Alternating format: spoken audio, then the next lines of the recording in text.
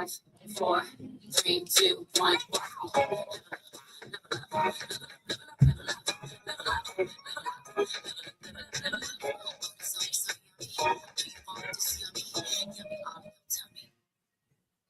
With the big guns. You want to know. Move swiftly, speaker checking in for you daily. Move swiftly, thought giving you a perspective on teamwork that you will not get anywhere else. So we do not teach you how to rise to the occasion here, folks. You know what we teach? We teach you how to fall to your level of preparation.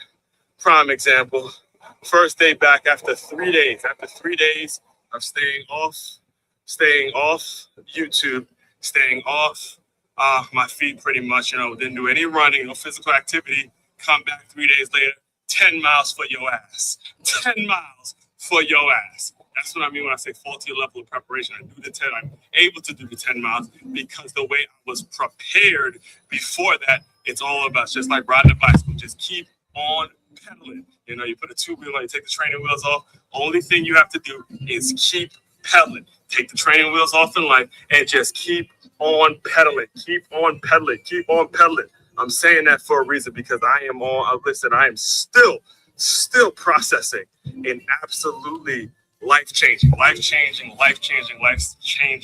event that I had the pleasure of going to. Gave myself my birthday gift to myself was a Life Surge event in Orlando, Florida. They're actually going to be coming right here to West Palm Beach this weekend, but I'll be in Phoenix for another event. So it's like a double,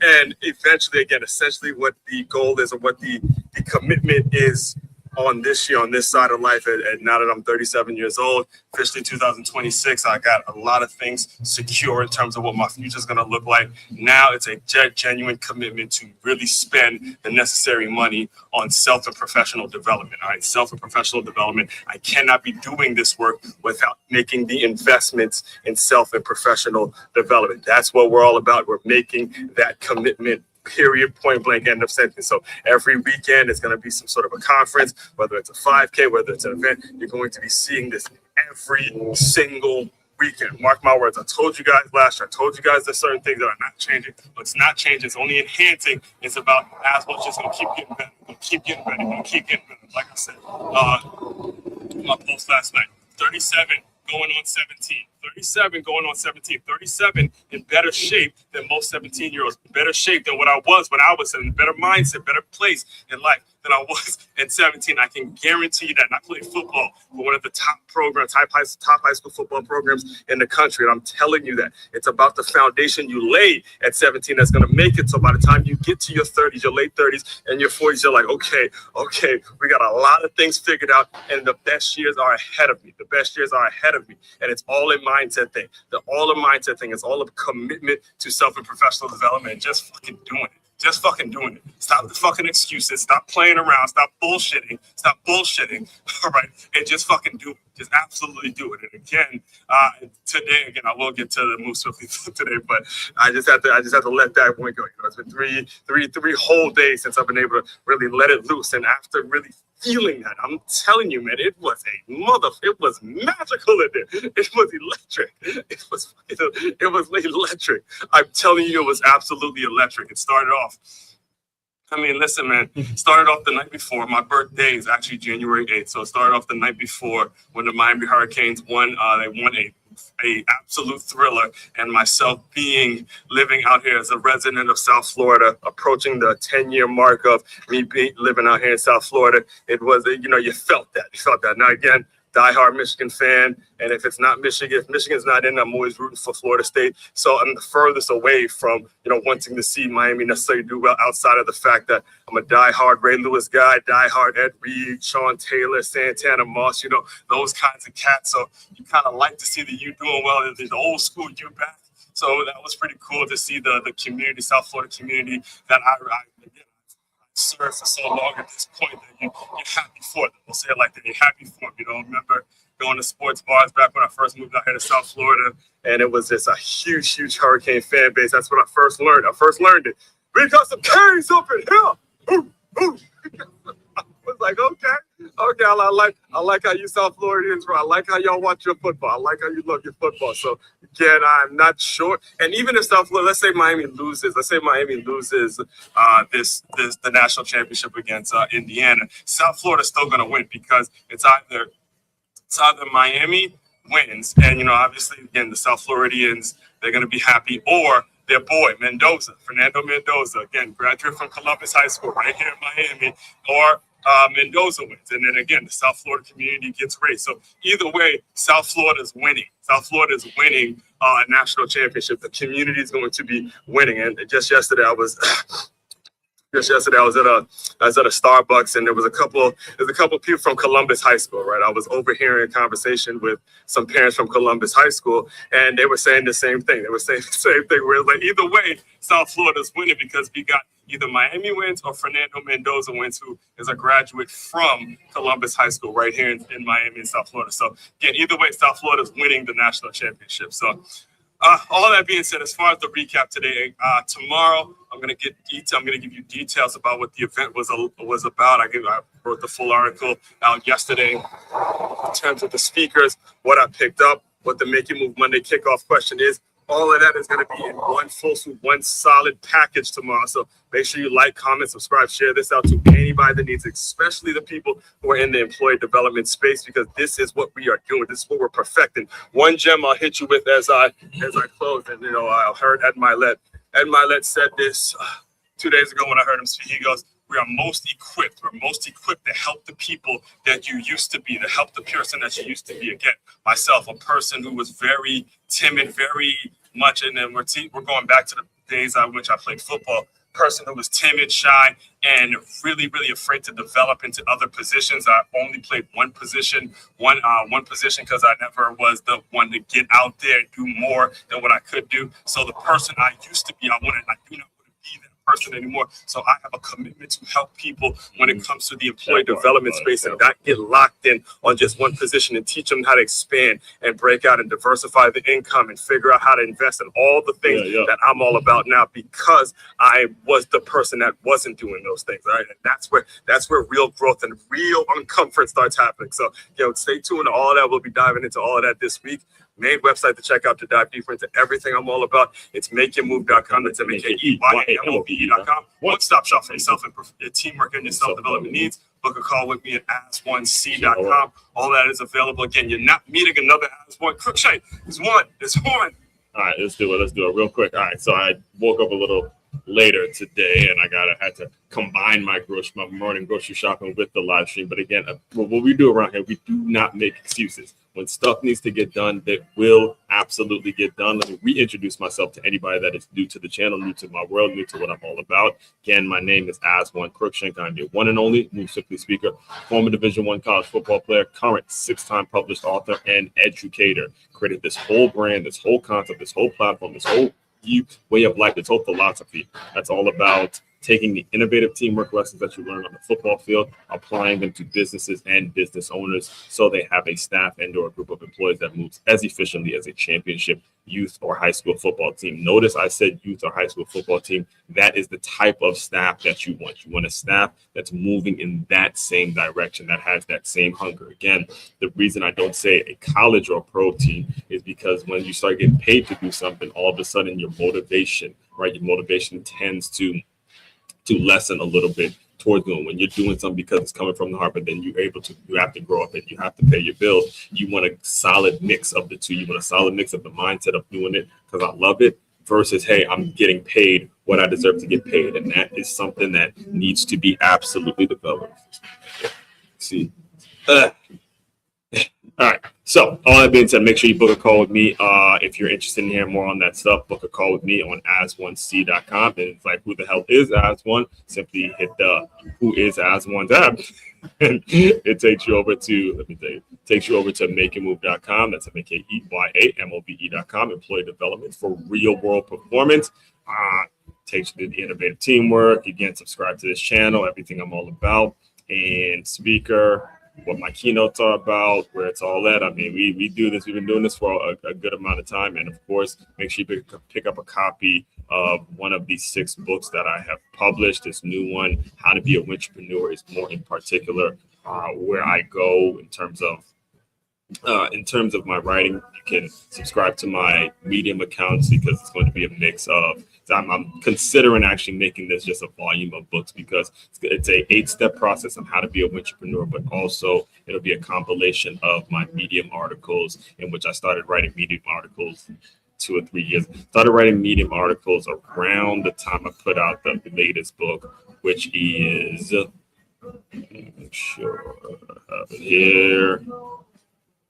Transferring D1. Yeah, transferring D1. So this was a couple of years ago when I started doing all that. So again, all that is available, makeyoumove.com. Like I said in the video, you're not meeting another Ask One Crookshank as long, and it's just not going to happen. You're not going to meet one. You're never going to meet another person like me. So here we go. Today's article, Make Your Move Monday's kickoff question. All right. So I'm combining, what I'm decided to do is I'm going to combine the kickoff question with a recap on what my birthday was like and how incredible it actually was. Because again, you're going to hear me kind of repeat this throughout today's article. At 37 years old now, from the outside looking in, and maybe the way I was thinking at 17 or even thinking in my 20s, you would look at it from a surface level standpoint and say, man, that guy's lonely. That guy's lonely. There was no wife, no kids, nobody singing him happy birthday. Nobody. I didn't even spend the day with anybody that I actually knew personally. It's the crazy part. However, it qualifies. I'm never going to say it was my most fulfilling birthday. My most fulfilling birthday always. I mean, I don't know if I could top 2023 when my Michigan Wolverines won the national championship on that day. And I wasn't around anybody I knew, but it was absolutely nothing. I don't know if anything can top that. I mean, they obviously, when growing up, had some great ones with my mother. My Redskins won one year, and then there was a year. Yeah, there was a year that my Redskins won, and there was another year. I have this written down. There was another year. I have it written down. Hold on, give me a second, because now I'm thinking about it. I can't believe I'm forgetting this right now. This is what happens when you have so much material. There was another year. Hold on, because I genuinely have this written down. Now I have to go look at it now. Hold on, give me a second, guys. Give me a second. Because and this is the power again of content, putting stuff out there, leaving your imprints, and that's why they call it a brand, not just something you do at one time. Right. Let's see here. Yes, 34 going on 36. No, it was 30. It was 36 going on 25. And it was the day before I think I put it out, right? No, thanks, sorry about that. It's the day before. Let's go. Hold on. Give me a moment here. Yes, the 3 birthdays that shaped my life. Yes, January 2000. Yep, that's when the Redskins won. 2009. Yeah, that was it. When the Gators won, and it was that year. Tim Tebow. Yeah, it was that day. And then the final one was 2023 when 2023. When Michigan won that national championship. Yes. So again, all of that is documented, and I strongly suggest you guys start documenting stuff. It doesn't have to be public, but keeping a written record and keeping these things written down as you get later on in life and you move through the years, you're going to really, really appreciate being able to look back and give things to your family and your legacy and the people coming up behind you, whether it's a son, whether it's a nephew, or a niece, daughter, whatever it is, young people, young students that are coming up behind you that are going to be able to use your story, use what you've lived through and apply it to their own lives. And then they're going to be able to go out and accomplish some great things. This is the importance of doing that. You've got to make time. You got to make that a priority. All right. So with all that being said, let's jump into them. I'm going to really, really work on keeping this at about 25-ish minutes because I am running a little late. I do usually do these in the morning. Whatever I missed today, we'll pick up tomorrow on the on top Tuesday, which again, you hear me say it every day, fall to your level of preparation. If something goes wrong, if you wake up a little later, something happens in the morning, do you still have the stuff, material? Have you already batched enough material to where your stuff is able to come out later and you can still get the results and get what you need out of the situation? That's what making adjustments is all about. All right. So all that being said, that's enough explanation. Let's just jump right into it. So you get to live every day like it's your birthday when you finally know who your story helps. Pay attention to that title. Pay attention to what I'm saying there, all right? You get to every day. Again, I don't get to wake up and say, okay, January 8th is my birthday, and I'm going to just, go paint the town red. I'm going to just enjoy that day. And the other 364 days of the year, I don't get to live like it's my birthday. No, when you really understand who your story helps, then every single day for the rest of your life can be treated the way you were on your birthday. So if you are a person who had all of this special treatment and you had a party, a birthday cake, and you had balloons and you had all these great things happen to you on your birthday, more power to you. Great, 1000%. But the question is, if you don't know who your story is, you're not deep in touch and actively telling your story on a daily basis, and you're not helping people who have lived through the same things you're lived through, then that one day, it's over. It's done. It's your 20. You had your 24 hours. Now the question becomes, are you so deep entrenched in helping the people who have lived like you, or that helping the people that you really feel a desire and an obligation, not a desire, but an obligation to help, so you can live every single day like it's your birthday. And it's not necessarily about you per se, but it is about, hey, I'm going to solve this issue because I know how bad it can get. So that's the biggest lesson I took away from this entire event. So there I was, Life Surge Orlando, unbelievable, man. It was absolutely incredible. And you better believe I will be back. Anytime I can make it, I will absolutely be back. I would have gone to the one in West Palm Beach, but again, I'll be traveling this week. I'll be going to Phoenix for another conference. So here it is. My 37th trip around the sun was spent in what most people on the outside would call a very lonely place. But from the inside out, it was one of the most fulfilling 48 hours of my life. And I don't say fulfilling lightly, all right? I say it from the standpoint of sacrifice, from goals delayed, not denied, from the quiet confidence that my best years are still ahead of me. Hear me on this one. This one's big, not behind me. Your best years are ahead of you. Hear me from my heart, please. Again, I'm 37 years old. Telling you, I'm old at this point. I can officially call myself old, right? Your 20s and your 30s have got to be spent in straight grind mode. Straight grind mode. You cannot allow yourself in your 20s and your 30s to get swallowed up in all of the snakes that are out there. Do not let yourself get swallowed up in debt. Do not let yourself get to a point where you are so stuck in a situation that you have no way of getting out of it. Mountains and piles of debt that there's no light at the end of the tunnel. Your 30s and your 20s, grind. Do whatever you gotta do. Sleep out of a damn car if you need to, right? Grind. Your 20s and your 30s, grind. Hear me. Okay, let me put my camera. Your 20s and your 30s, grind. I'm just giving it to you real. Do not get swallowed up in a lifestyle that you do not want, that you are not absolutely clear about. This is some serious shit I'm giving you. Your 20s and your 30s, you gotta grind. Front loaded to where by the time you get to my age, you can start to see your 40s and your 50s chilling. I don't even say, but I mean like literally having it numbers wise, mathematically. Hey, this is what I spent on this. This is what I spent on this. This is where my 45 year, God willing, I get to 45. This is how much I'm going to have in the bank account by 45 if I keep going like this. And I'm good.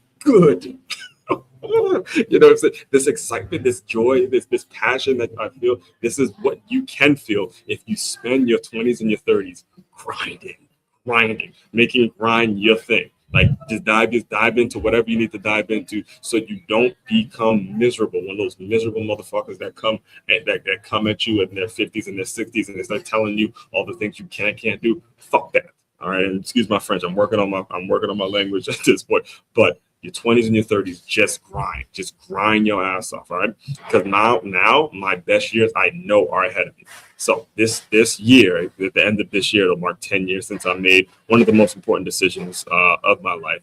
Driving my father's. It was a 20-year-old Mercedes-Benz from Maryland all the way to Florida. I had no job offer. I had no place to live. I had no family or friends just waiting for me on the other end. The part of Florida that I was living in, I didn't have my aunt. She's in Miami, and I'm still not really close to her per se, but the part of Florida I was in Tampa area, so really nobody. I had nobody. So just faith, just belief, and just a story. I didn't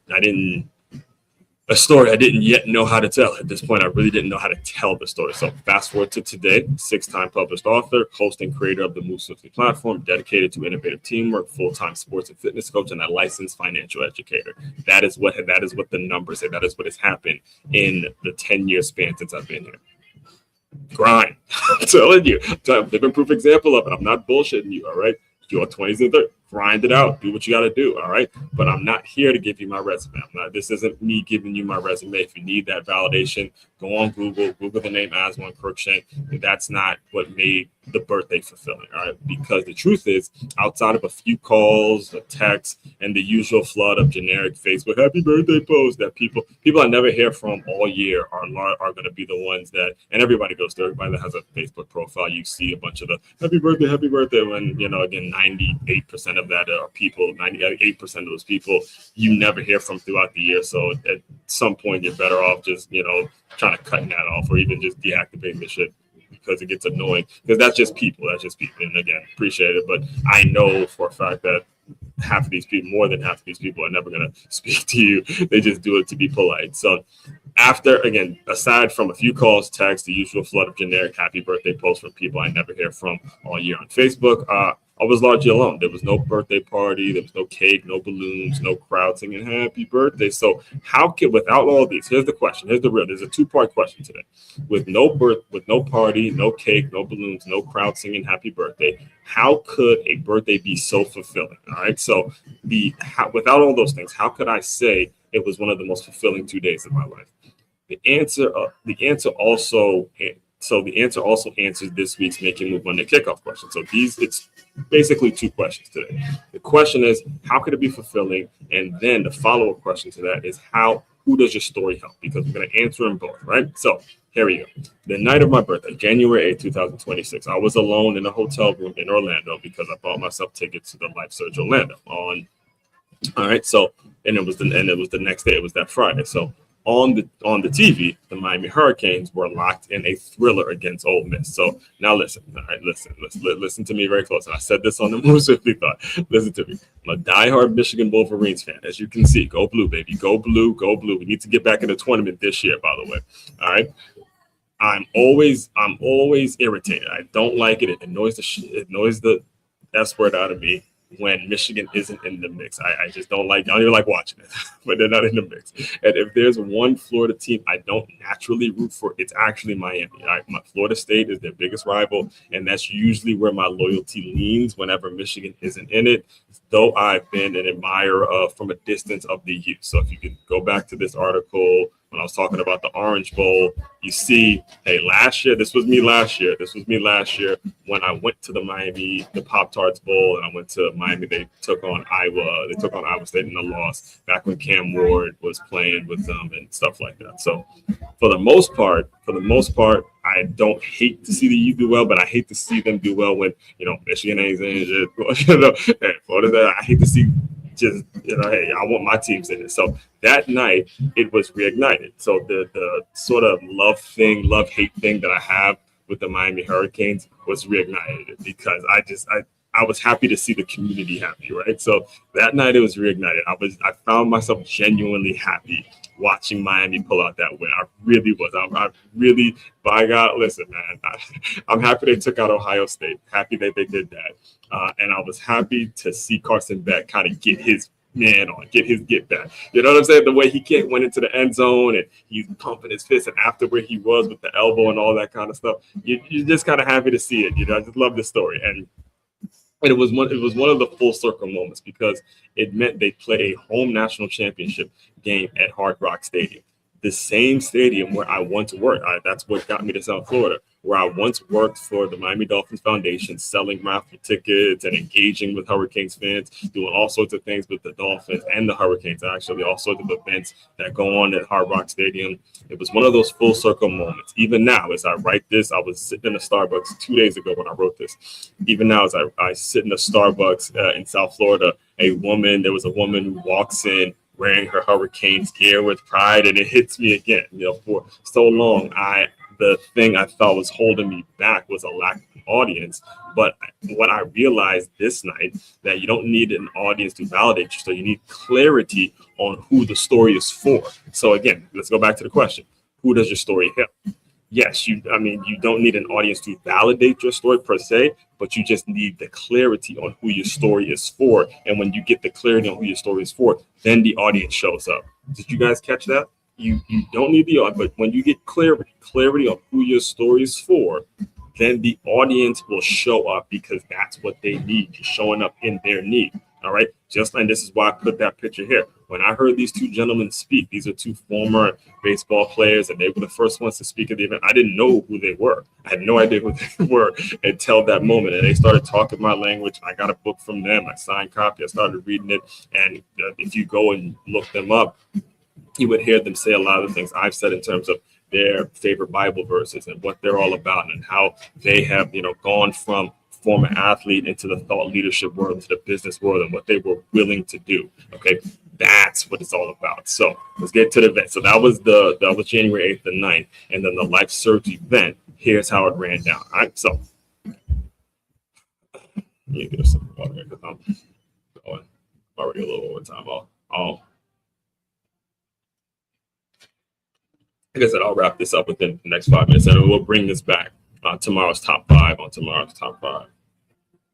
Tomorrow's top five Tuesday. All right, so this is my first Life Surge event, and the speaker lineup alone made it worth the trip. First one, Sage Steele. A person, as I've been a sports fan, I'm a sports fan, so I keep up somewhat with these people in terms of the sports reporting, and I debate, or I'll speak on sports and have commentary on sports and give my thoughts and things like that. But I didn't really know what she was going through at ESPN. So hearing her speak about navigating ESPN and fighting battles in a male-dominated industry, that really hit close to home. She actually started getting emotional. When there was a video that played, and her father was talking about what it took to raise her, and the things that he was battling, the letters that he would write to her parents, and just all the uphill things that went with biracial relationship and stuff like that. So that was absolutely moving, to the point where, again, she started getting emotional on stage. And the battles that I fight in my own workplace, as one of the few males that's in elementary education and working with kids and stuff like that, it hit home, because I realized, hey, as I go through my day-to-day, I'm not doing it alone. There's thousands and hundreds, millions probably people that are dealing with the same thing. It's just a matter of us banding together, working together, and creating opportunities. All right. So the next one, Craig Rochelle. This was the reason that I decided to spend money on this event, was because I saw Pastor Craig Rochelle was going to be speaking live. Understand, I am a regular member, a group leader at Life Church. I regularly pay my tithes at Life Church. And if you can go back. I used to do, let me see if I can play it real quick. If you feel like your brain craves pleasure from lust just as much as it craves being a man of integrity, it's probably no coincidence that God. Listen. Decided to really is take the message that was said by Pastor Rochelle. For those of you who don't know, I'm from Life Church. I'm a group leader of Life Church, and I'll dive into this a little bit later. I just want to give you kind of a frame up right there. Okay, this was 11 months ago. 11 months ago, came a regular member at Life Church, and there he was, Mr. Pastor Craig Rochelle. They're speaking in person, and again, I couldn't think of a better birthday gift to give myself when I saw that he was going to be speaking at this event. So went there, and his talk was to kind of summarize here. The talk was all about going from trying to training. Get yourself in a training mode. And when he said he was 58 years old, he's 58 years young, and he's out there doing jiu-jitsu, and he's showing video of, doing a lot of things that a lot of 20-year-olds and teenagers couldn't do. It's all about the training and the preparation. I'm sitting here listening to this just newly turned 37, and it's like, okay. All right. Now, the next one that really hit me, and I sort of mentioned this earlier, was Ed Milet. And again, I've listened to his podcast. I knew his influence. I know what he's all about, but nothing prepared me for hearing him live, watching him get emotional while he was telling his story. And the line that changed everything. It was the best gem of the entire day. The thing I took away from the entire event was, you are most qualified to help the person you used to be. That sentence alone, it birthed the entire thing. You're most qualified to help the person you used to be. You're most qualified to help the person you used to be. Myself, person that used to be shy, reserved football player, timid, hesitant, afraid to fully step in to who I was meant to become. That version of me allowed myself to be taken advantage of. That person, again, that person that I'm talking about, the person I used to be, I allowed myself to be taken advantage of by current and former employers. That was the issue. That's the biggest issue. That's the biggest thing's holding me back. It's exactly why leaning fully into employee development now makes sense than it ever did, more sense than it ever did before. And then the headliner, of course, John Maxwell. Here's the interesting thing about John Maxwell, and I'll close you out I'll close you guys out soon. So he's like a magician, all right? Someone who can move a crowd without saying much. John Maxwell does not, if you've ever been to a John Maxwell talk, he does not say a whole lot.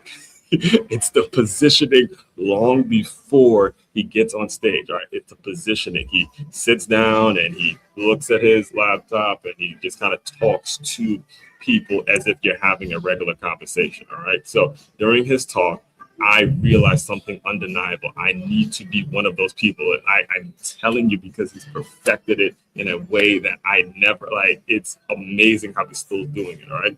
There were kids saying, yeah, like they knew what was coming out. So there's a story that he usually tells, and I've heard it over and over and over. And it's funny because just yesterday I was having another conversation with a mentor of mine, and he said the same story. He told the same story. It's widespread in the self-development world. Right? John Maxwell comes up, tells the story about how there's a kid who comes up to him and says, "Oh yeah, John Maxwell, I want to do what you do. I want to do what you do." And then John Maxwell says, "Okay, but do you really want to do what I did?"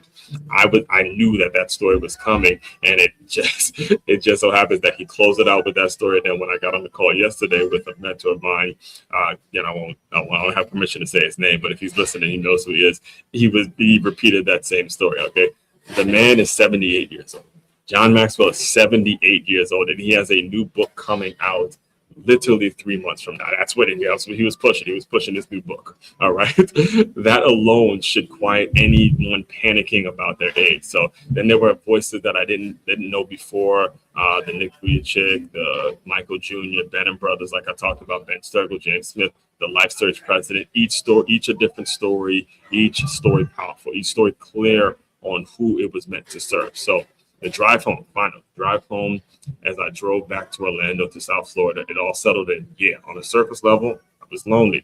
My 37th birthday, there was no wife, no kids, no party, no one singing happy birthday to me. But I was also something else more important, grounded, clear, re-energized. 10 years ago, I stepped out on faith without knowing how the story would end. Today, I know much more for sure. When you know your story deeply, you stop needing crowds to celebrate you. You start needing the right.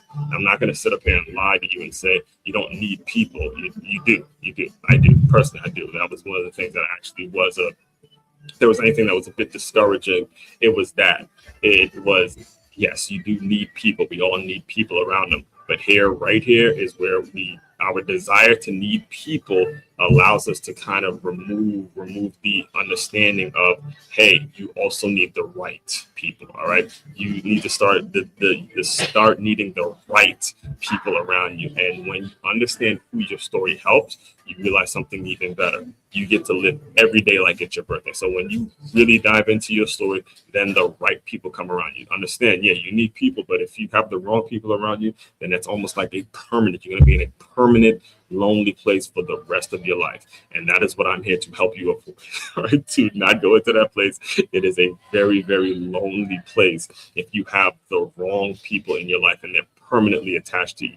You need to start flipping it, get really, really in touch with your story, get really, really in touch with what you're all about, and get the right people around you. And you will be able to spend every day, every single day will feel like a birthday for you. Again, love you guys. Appreciate you guys again. I know I might have shot some college strays or sound a little bitter when I said something about the Facebook post or whatever, main website. But I do appreciate all the birthday love. Anybody that genuinely meant a happy birthday, I definitely appreciate it. All of it, again, everything we're about, it's available on makingmove.com if you want to dive deeper more into what I'm all about. Tune in tomorrow for Top 5 Tuesday, where we'll dive deeper into more of a blueprint and a framework on how to get there. All right, everyone out there, it's one Crookshank, your one and only Move Swiftly speaker checking out. You guys continue to move swiftly. We will talk more soon.